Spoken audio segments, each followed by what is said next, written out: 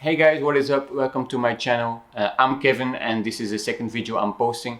The first one was a little bit about my backstory and in the second one we're going to go in depth actually doing some things.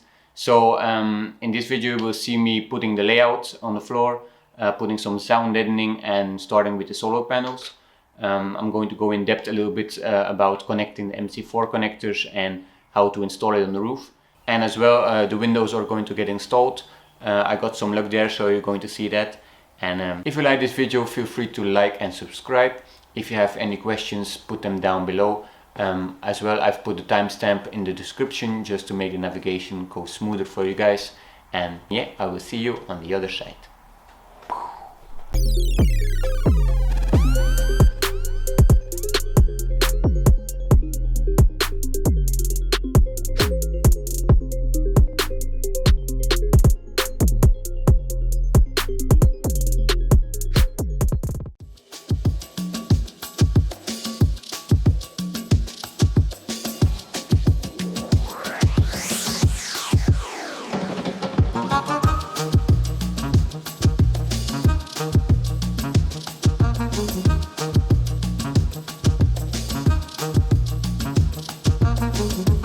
So now that we put the layout on the floor and we kind of know where everything should be, the next step is going to be sound deadening. So you have a lot of options for this.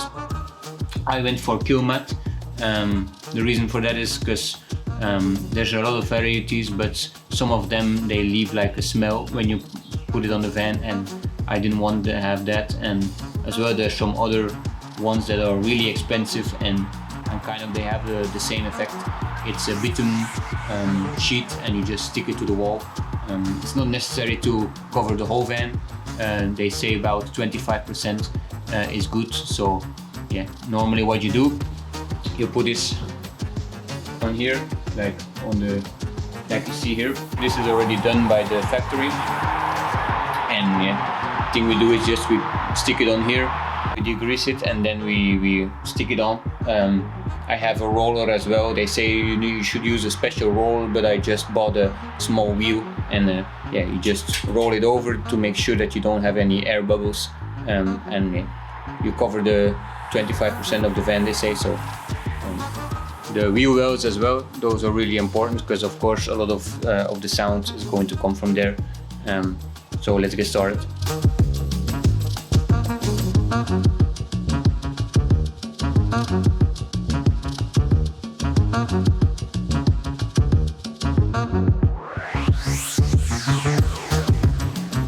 So for this side, we're going to use a heat blower since it's on the cold side, and the sun was on this side, so that is pretty good heated and it sticks really good. But this side is cold, so I'm going to use the heat gun just to heat the bitumen and then stick it on.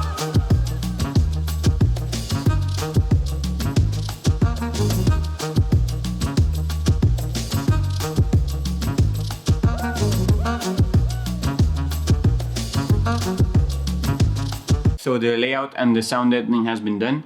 Now the next step is putting windows. I went with a company that specializes in mounting windows, because in Belgium you're not allowed to put your windows in a van yourself. So as you can see here, we went for the sliding windows in the back, small ones. They have like this, I don't know if you can see this, is like this clever system to lock and open them. And then you have the sliding mechanism that opens it, and still you have like a fly screen as well. And then in the front as well we have sliding window, same principle. I got them from AM Motors from Holland. So you open this just like this, and then you have the fly screen as well to keep the bugs out. So the thing on the other side, normally I was going to do a stick-on window, so just for the looks this was going to be closed, because normally my shower was going to be there. But I changed kind of the layout because my workbench is going to be in that area as well as the kitchen, so it's going to be nice to look outside. So by accident and actually in my profit, they shipped the wrong window. So they shipped 2 sliding windows with the fly screen. And I saw the guy starting to cut in that panel, and I was like a little bit freaking out because I thought that shouldn't be like cut in, you know. But luckily they delivered the wrong windows. So now I'm really happy because I have 2 sliding windows, and that's always better than 1. So, and then that's how they look on the outside. So you have a small window in the back and 2 sliding windows in the front. Kind of I wanted to have flush windows in the front, but they didn't have those for the crafters, so I went with these half sliders. On the other side it's the same. So okay guys, solar panels. What I did, I have 2 solar panels, 180 watts each, and there's 2 ways you can connect them to the roof. So either you do it with silicone and you permanently attach them to the roof, or you create some sort of aluminium structure or support system to mount them on the roof itself. Kind of I like the last option more because for me it gives more stability. It's more secure because I can tighten it down, all the bolts, and as well if for some reason I need to remove it anytime down the road, I can still do it. It's not permanently fixed.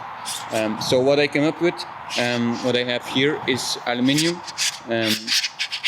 It's corner shaped, and what I will do is I will create a system like you see here. I have 3 aluminium pieces, and I connect them in a way that this part can screw down on the roof itself, and then you have like a T shape here, and this is the place where the solar panels will be mounted to. So I will attach those with M8 bolts and nuts, and yeah, let's get to it.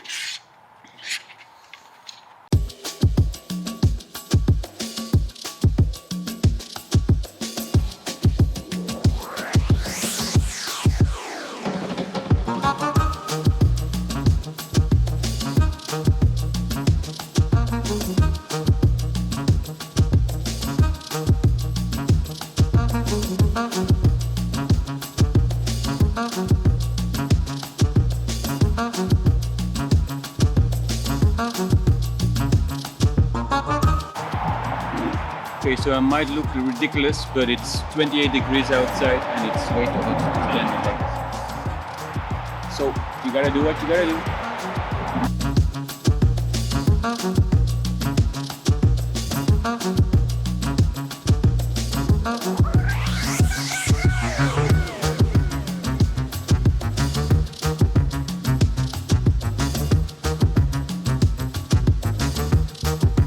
So currently I'm on the roof and just wanted to share you a little tip. I bought these washers they have like a seal on the back, and I'm going to use them to bolt them on the bottom. So not here, but on the other side, on the inside of the van, and this will make it waterproof, and it will prevent any water from getting into the van.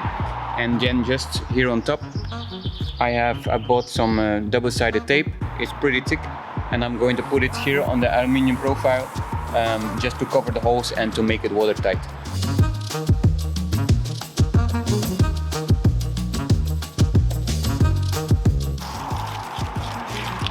And kids out there, never throw away plastic, just throw it in the garbage, because we need to think about the environment.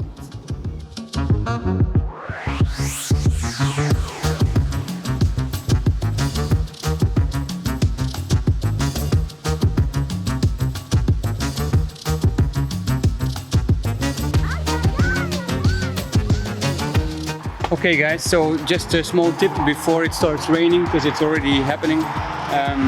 This is done. So the railing is done. As you can see, it's really secure.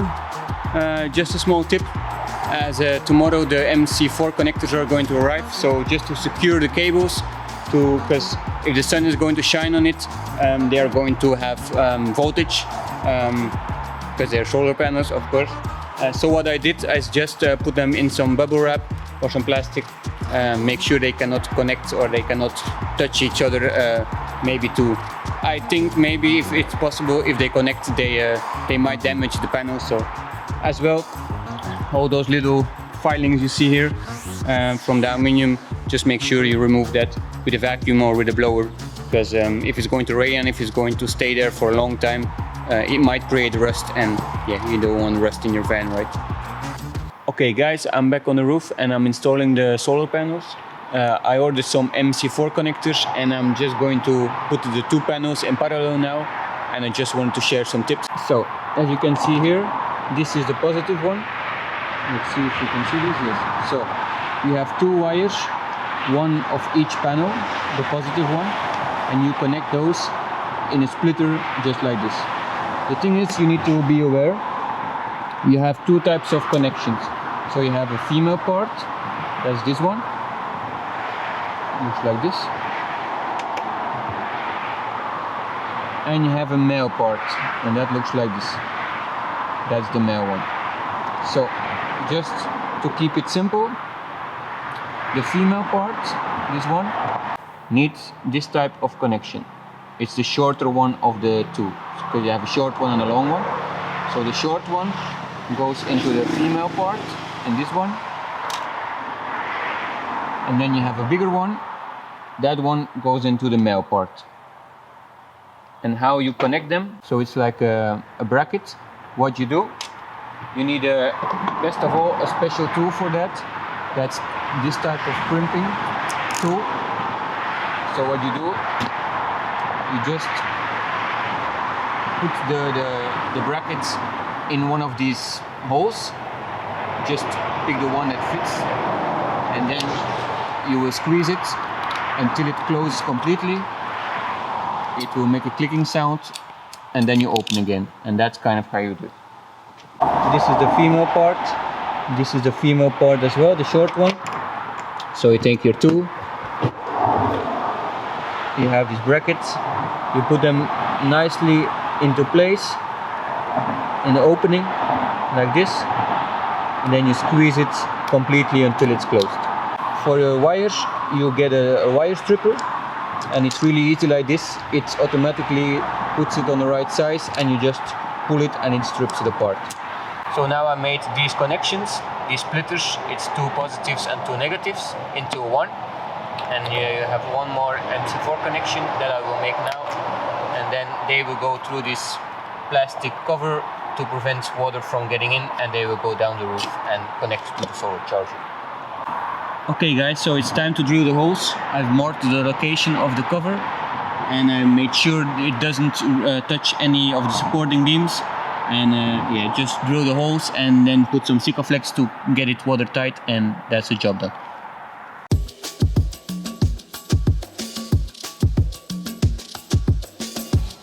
To make it smoother, we're just going to take a bigger drill, and that's going to countersink it and make it really, really nice and flush.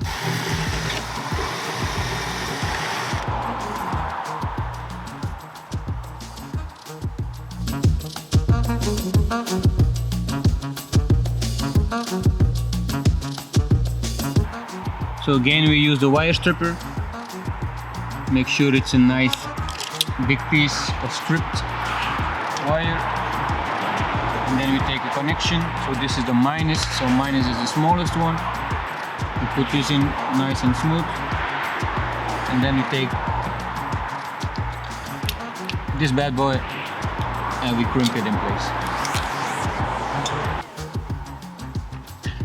And then you have a connection like this, and you can put it into the female connection. This is just the end cap. You screw it off, then you have a water shield protector. You put the end cap on the wire, cover it with the water shield protector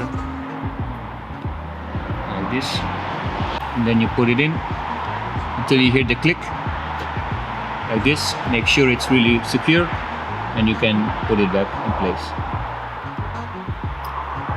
Screw the cap back on, and that's a solid connection.